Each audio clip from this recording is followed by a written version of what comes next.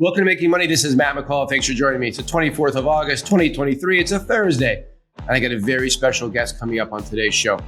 The former governor of Texas, the former Secretary of Energy, Mr. Rick Perry is going to be joining us. He was the longest serving governor in the history of the great state of Texas. He sits down with me. We're going to talk about energy. We're going to talk about nuclear. We're going to dive into all kinds of topics, even talk about politics. All that and more coming up right now on Making Money.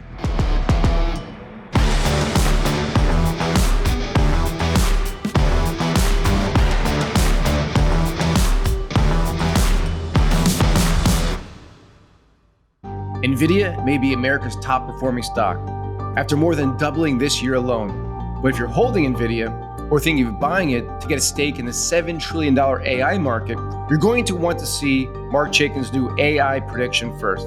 Mark is a regular in many news outlets from Fox Business to CNBC and built the stock indicator Wall Street uses to find winning stocks. His award-winning system flashed buy on Tesla before it climbed 335%. Moderna before it climbed 300%, and Riot Blockchain before it climbed 10,090%. It also found Nvidia at the start of 2023 before its massive bull run. But right now, Mark is stepping forward to warn people to stay away from Nvidia. My system has indicated that Nvidia is no longer the best stock to buy to profit from AI, is what Mark says. In fact, it just flashed buy on a totally different AI stock. And today, he'd like to hand you the name and ticker symbol of his number one AI stock to buy right now. For a limited time, you can get this information for free at www.aifrenzy23.com. Again, that's aifrenzy23.com for a free copy of his new report. Again, this is Matt McCall. Thanks for joining me. It's the 24th of August, 2023. As I mentioned, coming up in a few minutes here, we have Governor Rick Perry, former Secretary of Energy for 2 years. And again, the longest running governor ever in the state of Texas. So a very impressive human being. First time I met him, we sat down this past weekend in California, and we'll bring you that interview here in a few minutes. Before I get into that, there's a topic I must touch on, and that was last night's earnings out of Nvidia. And I got to tell you, folks, I had a doctor's appointment at 3:45. Thank God I was in and out of there by about 4:05, and Nvidia's earnings didn't come out till a little bit later, so I didn't make it back home. But I had my iPad with me in the back of an Ubering when they came out. I wanted to see it. I haven't been that stoked or that interested in individual companies' earnings in a very long time. And it wasn't just me. You turned on the financial media, it was Nvidia Watch. Everybody I knows in the market texted me, what do you think about Nvidia? My team, we were on Slack talking about it the moment it came out. And I got to tell you, the Nvidia numbers, I'll go through them here in a second, were absolutely blockbuster. Earnings per share, they're looking for $2.09. It came in at $2.70. They're looking for revenue of $11.09 billion. It came in at $13.51 billion. Within that, gaming revenue came in about $2.5 billion versus 2.38 estimate. But the data center, and that's where we're seeing the AI ties. Record revenue of $10.32 billion in a quarter, above the $7.98 billion estimate, blew the doors off it. And even margins were up. Adjusted gross margins came in at 71.2% versus 70.1% expectation. And how about this? Looking out to the third quarter, the quarter that we're in right now, looking for revenue of $16 billion, plus or minus 2% on the upside. The analysts prior to this were looking for $12.5 billion. So unbelievable. But icing on the cake, the company announced a $25 billion share buyback program. And that really caught my eye because companies usually do buybacks when they feel the price is attractive. A lot of times you see when the share prices go down. We have Nvidia today up about 4.5%, high 400s per share, trading at the highest level ever. You can see in a chart here. And you know what's amazing? Those numbers were so good. The stock's only up 4.4%. We're on about 12 minutes into trading here this morning, folks. And who knows where it ends. It could actually end down. I wouldn't be surprised. A little bit of buy the rumor, sell the news. But what the news I took out of this was that this AI megatrend is truly a megatrend. I had no doubt, but I think there were some doubters out there. But the AI trend is going nowhere. This is a $1 trillion company. And it's likely going to be a multi-trillion-dollar company by the end of the decade, joining several others in that category. So the Nvidia numbers, blockbuster. The reaction of the stock the next couple of weeks, we could be sideways, we could be down, we could be up. I don't know. I wouldn't really touch it right here because I feel like it could be very volatile. If I owned it for long term, I wouldn't even look at it. And think of this, folks.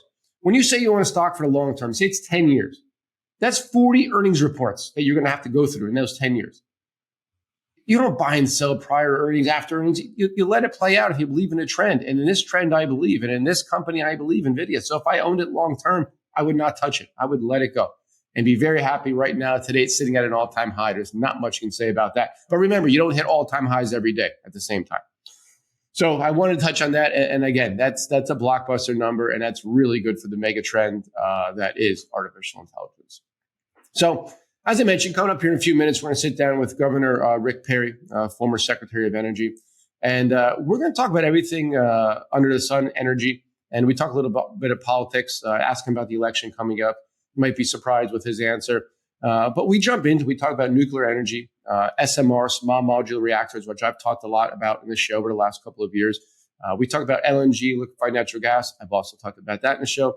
And the SPR, the Strategic Petroleum Reserves here in the country. And I asked Governor Perry why it's fallen so low. Why haven't we bought more back and replenished that?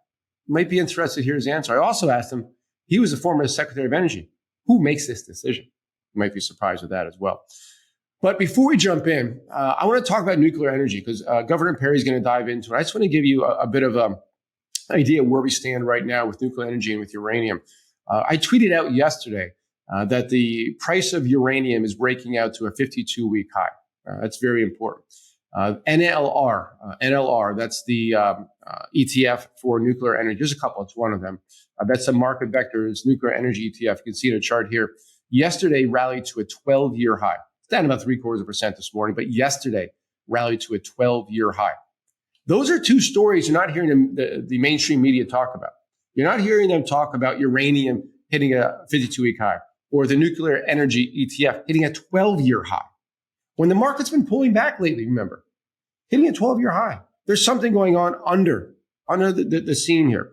And, really ever since the war in Ukraine, there's been this concern about energy security. Obviously, with natural gas and oil in the area, it's been a concern, more natural gas than anything. So a lot of more countries are turning to nuclear and new technologies within nuclear being SMR, small modular reactors. There's been supply concerns. We had a coup in Niger 3 weeks ago. That's the sixth largest producer of uranium. So that had a bit of a put a scare into the uranium market. But it's more than that. Supply's coming. Supply's just not there based on demand. And demand continues to increase. China's doubling down on their nuclear program. They've opened 21 reactors between 2017 and 2022. France, who's always been probably the biggest pro-nuclear country out there, they were going to really kind of slow down. Now they've said that they have the intention to build 6 new reactors by 2050. There's a report out from this research firm called Schroders. And according to the report, there's 486 nuclear reactors either planned, proposed, or under construction. This was as of just last month, folks. That amounts to almost 66 billion watts of electric capacity. That would be the highest amount of electric capacity under construction for this industry in about 8 years.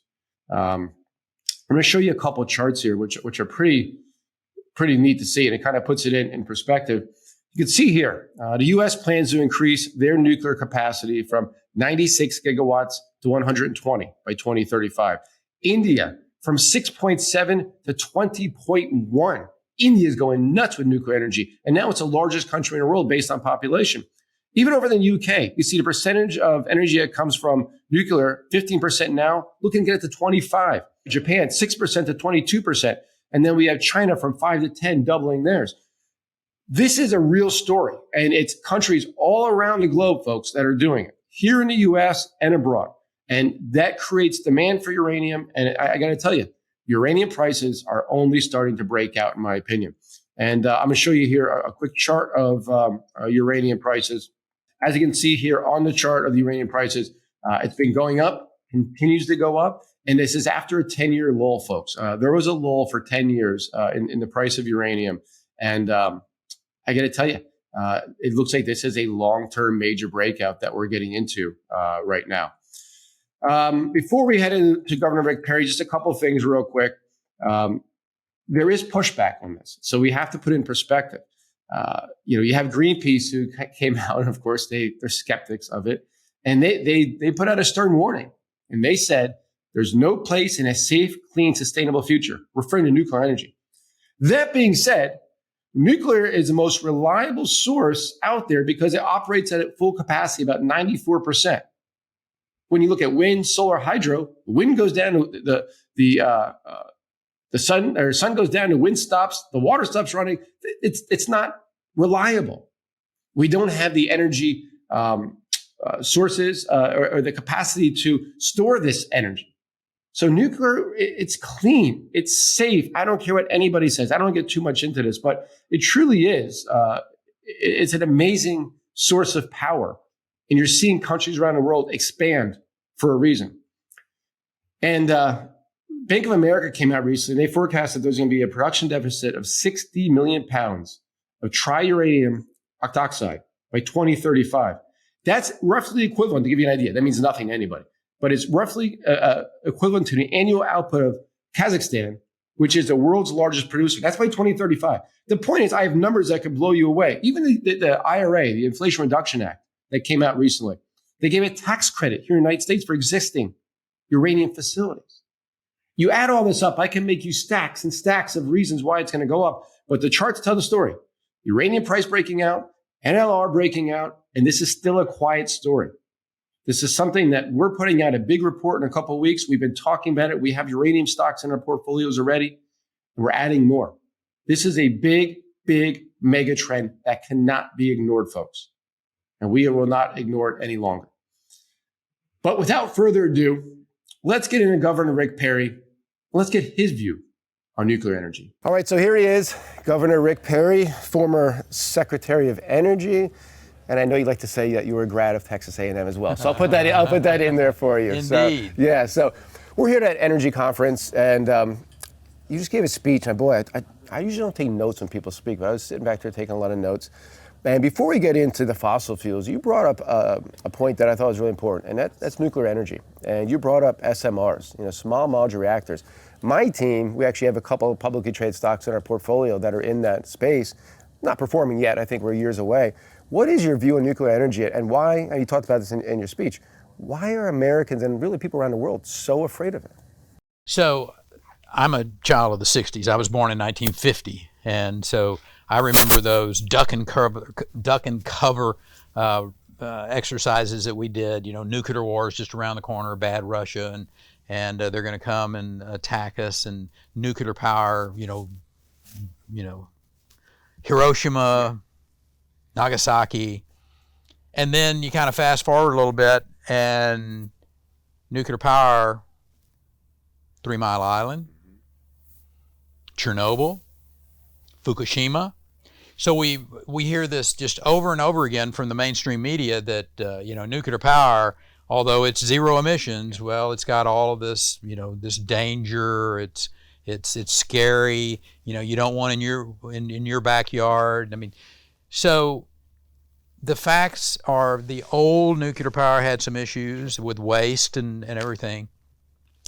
But it's why I'm so bullish on America and America innovation is that small modular reactors, you care about the environment. If you truly care about the environment, this isn't some political narrative that you're promoting, that you really care about the environment, zero emission, small modular reactor with very little waste, if any, in some of the cases with fusion reaction, then why aren't we spending literally billions of dollars of federal money rather than on, and no offense to the battery industry and electric cars and all of that, but I just think we have our cart out in front of our horse, so to speak, on this issue, that we need to be finding the baseload power. And obviously LNG is doing a great job of that with very low emissions, but it's the big transition fuel to the zero emission. And I happen to think that small modular reactors and fusion fusion. They've been saying fusion, though, it's 10 years away for many, many years, and I think he's saying but I'm actually talking to some guys reached out to me. They're called Commonwealth Fusion Systems. They're out of MIT, and they're talking substantially sooner, like 2025, to be able to show some really good progress here. So that's right around the corner. Yeah, I mean, that's literally around the corner. You know, and people who are always against it, it's, you know, these lefties, these greenies, no, it's bad, it's bad. Well, you can't get to any of the goals by 2050 without nuclear energy. It's absolutely impossible. And I found interesting, last week, S&P ratings, they removed the ESG part. You know, they were trying to have all these companies do it. They removed it from the ratings now. So I almost feel like we are going back to the fact that we need it. You know, I always call it the barbell. You have the clean energy, dirty energy, for lack of words. You know, everybody wants to get over here. They want to save the environment. I get it. But you can't get there without that dirty energy. How do you build these wind turbines? I mean, come on. I'm not fond of your description of dirty energy. I know. As I said, it's for marketing. Listen, older burning inefficient coal plants, I get it. But liquefied natural gas, which America has potentially a 200-year plus supply of natural gas, we've seen emissions reduced in the U.S. by 24+% over the last 20 years because we transitioned away from these older inefficient plants to clean burning LNG. So why wouldn't we be trying to sell that to our friends around the world? And some that aren't necessarily our friends, but they need this power because they're burning old, inefficient coal plants. And when you think about China and India, why not? And you know, well, you know, since the war in Ukraine, you know, we've shipped a ton of LNG to Europe. I mean, and you think, boy, you can get it from right there, but they'd actually rather pay. I mean, it's actually cheaper for us to ship it over there, and that's a huge business. But we're here talking about oil and gas, and you know, we talked at the SPR a little bit, you know, Strategic Petroleum Reserve, and I was looking at the numbers as you're speaking. You know, we're less than half. It could be 700 million barrels. I think we're at 347 million barrels right now. And when oil pulled back in the last year, why weren't we buying? You were the Secretary of Energy. And tell me, first of all, who makes a decision? Would that have been you, the president? Who makes the decision to say we're buying oil? Basically, it gets to the president. Okay. I mean, obviously, there's some other people involved and what have you. Yeah. He listens to the Secretary of Energy, the bright men and women that are over there. But at the end of the day, it's Congress and the president that makes that decision. So why weren't they buying when it was down? I can't answer that. Yeah, I mean, as a voter, I think to myself, that's something that's important to me because you talked earlier in the speech about, you know, things are going on, whether it be a weather event or whatever it might be. I mean, you look what happened in Hawaii. You look at Texas. Let's say a major hurricane in the Gulf Coast of the United States could really stop the movement of refined products, and that could be catastrophic for the United States. 25% of the refining of gasoline is along the Texas Gulf Coast. You have a Category 5 storm in there, shut it down for 30 days, 60 days, and you could, I mean, you think $5 a gallon gas is, let that event happen. Not to mention the national security side of that. So there's just a lot of reasons. National security has a cost, you know, whether it's building the airplanes and the ships and what have you, or keeping the Strategic Petroleum Reserve full in case of a natural disaster or a national defense issue. Which is not high gas prices, in my opinion. Correct. Yeah. Correct. So I can't answer the question why they would listen. I get it. He would rather not have to go answer questions of, holy mackerel, Mr. President, why are you buying crude at $80 a barrel here when, we've already got this much debt out there? Well, why'd you sell it to begin with? That's the real question. You're right. That is a question. Shouldn't be in a situation, right? You sold it because you were trying to drive down gasoline prices for a political win. Which didn't work anyway. It didn't really work anyway. So I don't want to get too much into politics, but I have to get into politics with you. It's part of the world. What is your view on this upcoming election? I mean, I tend to travel a bit, and I'll have a drink at the bar, and it gets into politics. I was speaking with a woman last night before our little event, and politics came up, and she was on the other side of me. but we had a really nice conversation, and which I think it's tough to have these days without getting mad at each other, which really is horrible. But we both agreed that we would not like to see a repeat of 2020 of the same two candidates, and I think a lot of Americans feel that way. But it seems like we're going that direction. Yeah,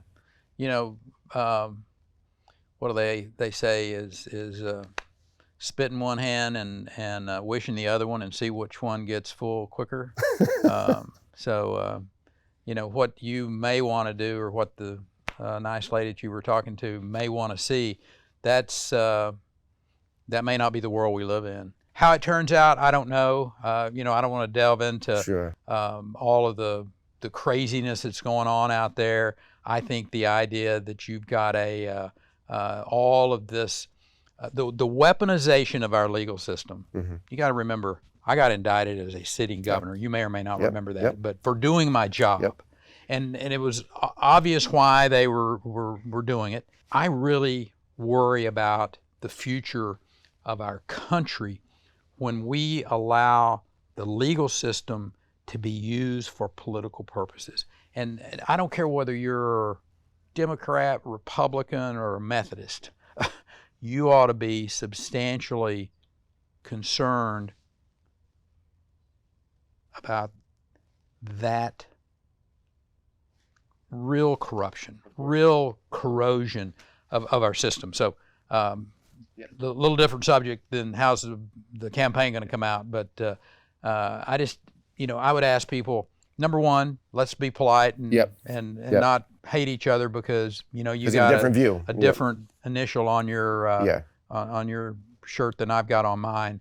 But let's keep our wits about ourselves. That this weaponization of our legal system is not good for American democracy. We're going to end on a good note, and that is, let's be civil with each other, no matter who you vote for. None of those uncomfortable Thanksgiving dinners anymore. Let's be human beings. Let's be proud Americans. Yeah, man. Most people don't realize I grew up a Democrat. I was elected 3 times to the Democrat Party as a state House member, 1985 through 1989, and then Ronald Reagan made it okay for people like me to become a Republican, and I did, and I made both political parties pretty happy that day, I'm pretty sure. But the point is, let's work together. When I was the governor of the state of Texas, I had Democrats that worked with me. I didn't change my philosophy about anything. There were things that kind of like, man, I love you, but I can't help you. But we worked together for the betterment of the state of Texas. I wish we could find that path in Washington, D.C. I think America would be better served. Might not be as much fun to watch the cage fight that politics has turned into, but I think it's better for the future of America. I agree, and I think you've done a great service for this country, and happy to have you here. Thank you. Thank you. God bless you, brother.